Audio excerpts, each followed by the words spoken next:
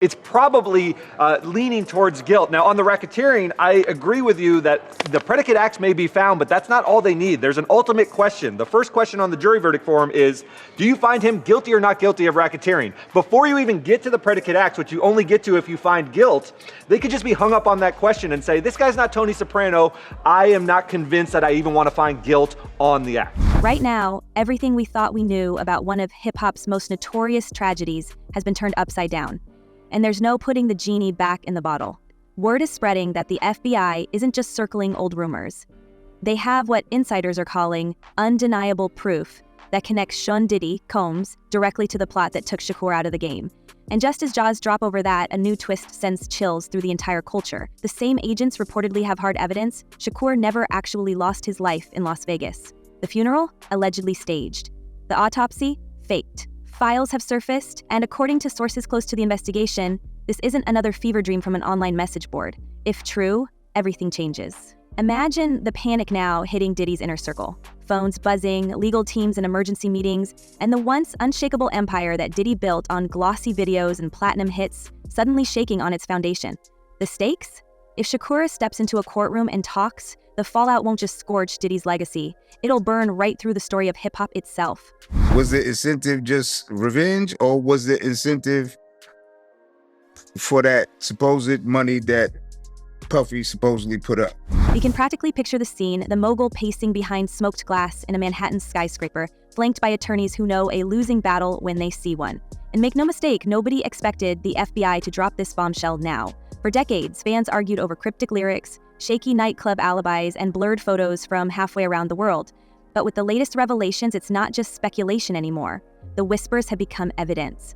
We're told newly unearthed files contain everything from coded phone logs to internal bad boy memos, not to mention statements by former associates who claim the feud of the coasts was never just about street beef or chart positions. It was an elaborate web of control and betrayal designed to keep the money rolling in and the truth buried deep. That brings us to the funeral that was supposed to close the book on Shakur. Now, with high-level insiders claiming it was a staged production, we're forced to look back and question every detail. Why were there so many inconsistencies in the hospital reports? Why did the coroner's office refuse to answer certain questions? And why did witnesses who claimed to see Shakur's final moments disappear or suddenly go silent? One veteran in the LA music business told us, "We all heard stories, but nobody wanted to look under that rock." Now that the files are out, it looks like Diddy knew more than anyone suspected. Even Suge Knight, cooling his heels behind bars, has dropped cryptic hints in interviews, sometimes questioning if Shakur was really gone, sometimes suggesting the entire night was engineered from the start. The sense of betrayal here isn't just personal, it's cultural. A whole generation mourned an icon who may have slipped through the back door while the world was still lighting candles and pressing play on California Love. You know, when it comes to rewriting history, it's trying to rewrite history. But here's where things get even stranger. If we believe the chatter among ex-bodyguards and old-school A&R fixers, Diddy's supposed panic isn't just about being caught in a web of lies. It's about a secret deal with the FBI that went south. We're hearing Diddy, always the chess player, never the pawn, saw the writing on the wall as Shakur's popularity reached dangerous new height. Afraid of retaliation from Suge Knight and terrified Shakur might expose secrets that could collapse Bad Boy Records, Diddy allegedly made a move straight out of a gangster movie. According to 3 separate sources, he handed over evidence, some of it fabricated, to the feds, not just to save himself, but to sabotage his West Coast rivals in one go. The result, federal protection for Diddy, a tidal wave of violence for everyone else, and an industry-wide chill as the body count started to rise. One old tour manager, now retired, put it like this: "It wasn't just a rivalry, it was business. If you didn't play along, you disappeared. If you got too big, you became a problem." We're left to wonder, was the whole East Coast, West Coast war nothing more than a cash grab by a couple of men who fancy themselves untouchable? Go back and trace the timeline, and the pattern turns stomachs. In the early 90s, Sean Combs was hustling his way up from A&R executive to label boss. He wasn't just making hits, he was building a machine, a bad boy empire that didn't care who got run over on the way to the top.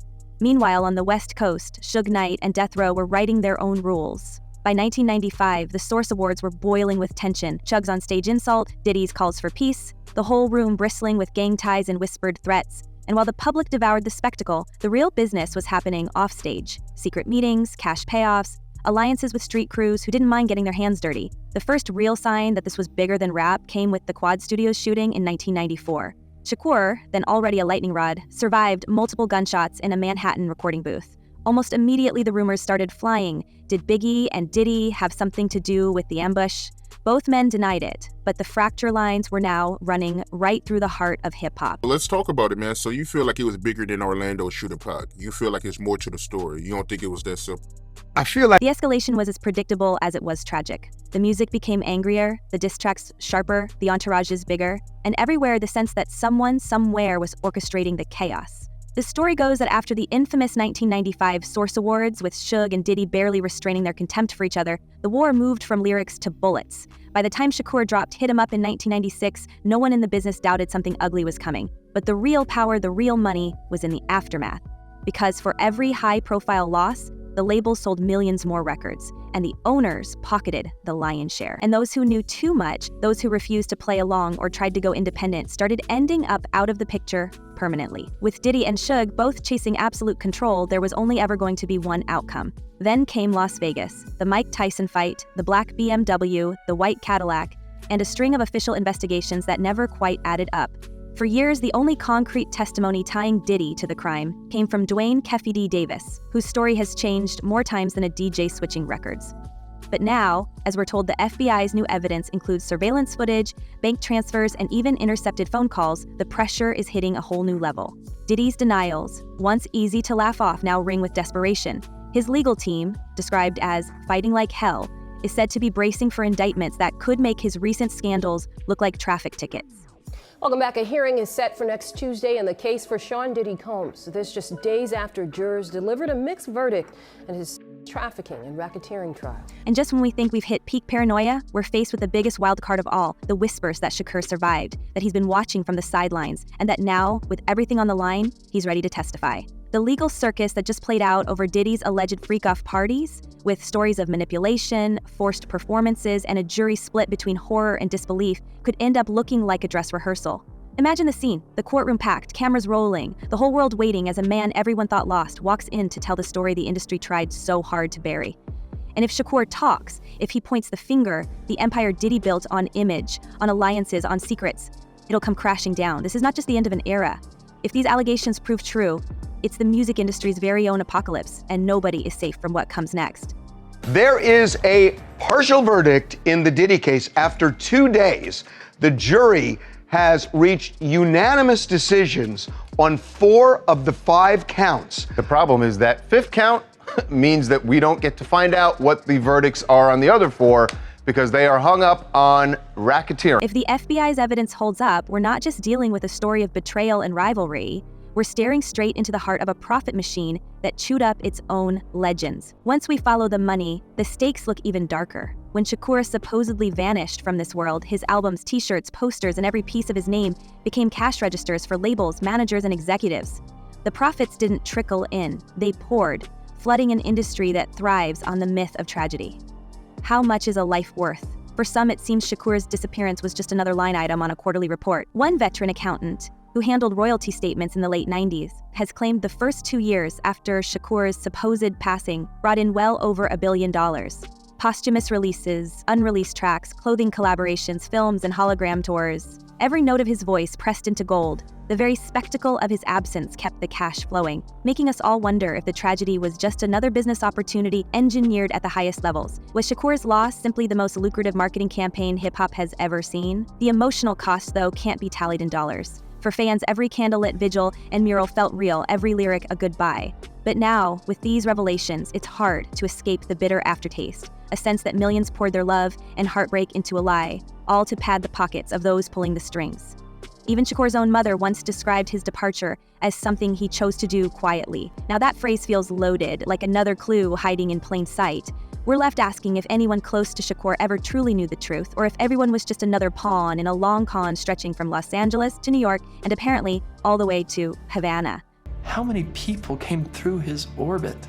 How many people could this have happened to? And how did he get away with it for so long?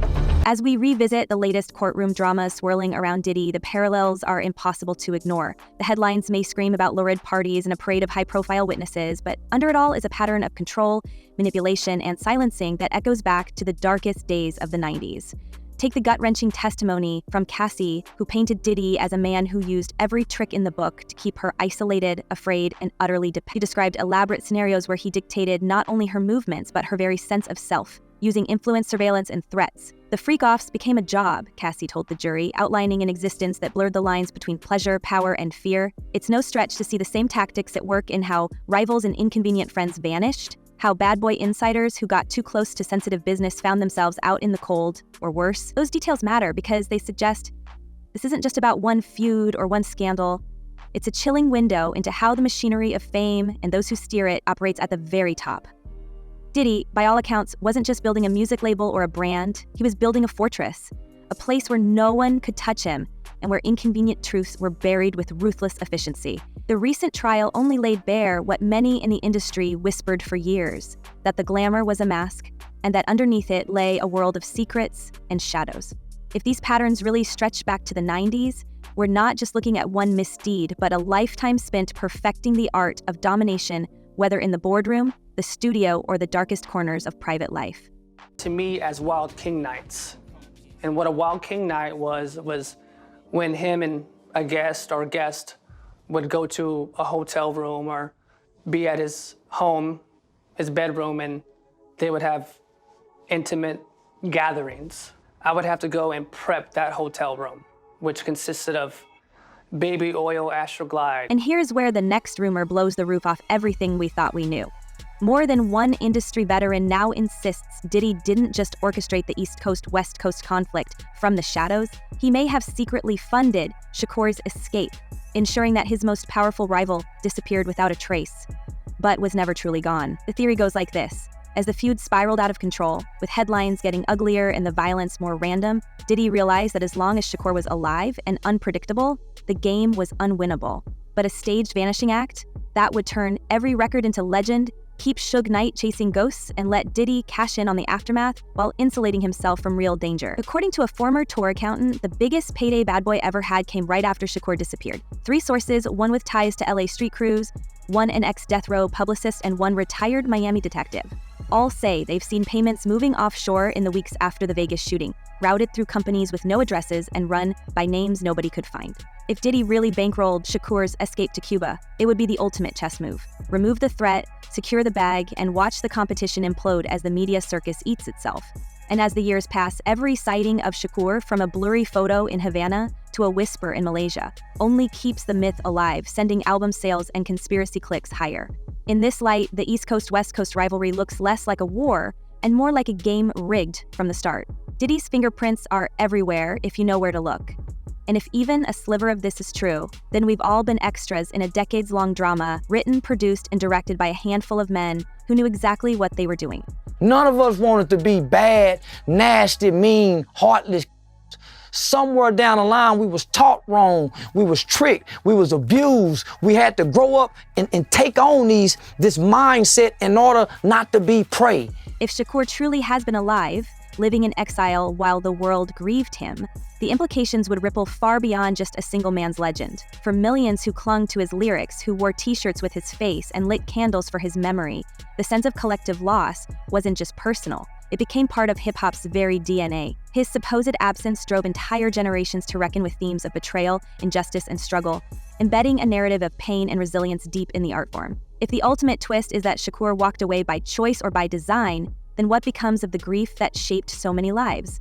Would fans feel liberated, or would the revelation cut deeper, exposing a whole culture manipulated for profit and shock value? The psychological toll would be staggering, not just for individuals, but for the very identity of hip-hop itself. For decades, Shakur's absence created a void that countless artists tried to fill, each channeling some piece of his defiance, vulnerability, or revolutionary spirit. His loss became a rallying cry, fueling everything from personal anthems to raw confessionals, turning personal tragedy into communal catharsis. Now, if the veil is lifted and the truth emerges, what happens to all that borrowed pain? Does it reveal an industry that preyed on fans' need for closure? Or does it ignite a movement demanding honesty from the power brokers who turned Shakur's story into a goldmine? I'm trying to shake the drum, and I started out at the rappers because that's what tricked me. We're starting to learn more and more about Tupac. We're starting to learn more and more about Suge Knight. The very idea of Shakur's return threatens to shatter the industry's carefully maintained narrative. Every chart-topping Rest in Peace tribute, every mural, every teary acceptance speech at an award show would suddenly come under the harsh glare of hindsight. The labels and executives who packaged his absence into a brand would be forced to reckon with their own complicity, as fans ask how much of their emotion was orchestrated by marketing teams behind the scenes.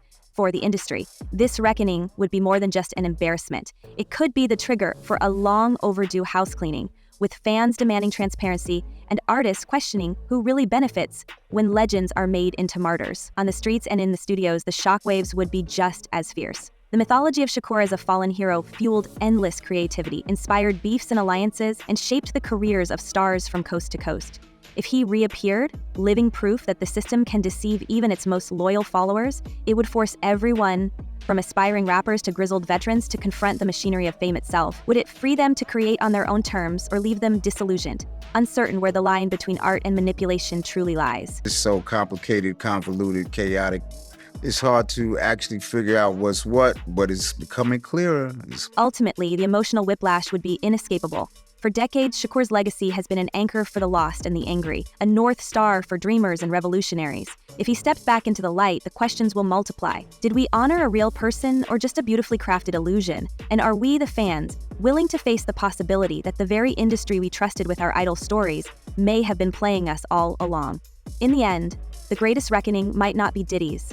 It could be ours. Now that the truth is unraveling, the question is no longer who is responsible for what happened to Shakur, but who will finally answer for the lies. Does Diddy's empire have any chance of surviving this onslaught? Will the authorities finally connect the last dots? Or will it all fade into another unsolved Hollywood legend? More haunting still, if Shakur is alive, will he ever return to set the record straight? Or will these secrets stay buried under piles of contracts and stacks of royalties? We want to know what you think. Is this the beginning of the end for Bad Boy, or just another plot twist in the wildest saga hip-hop has ever seen? Drop your theory in the comments, and let's get the debate started. Until next time, keep your eyes open and your playlist loaded, because in this world, nothing is ever what it seems.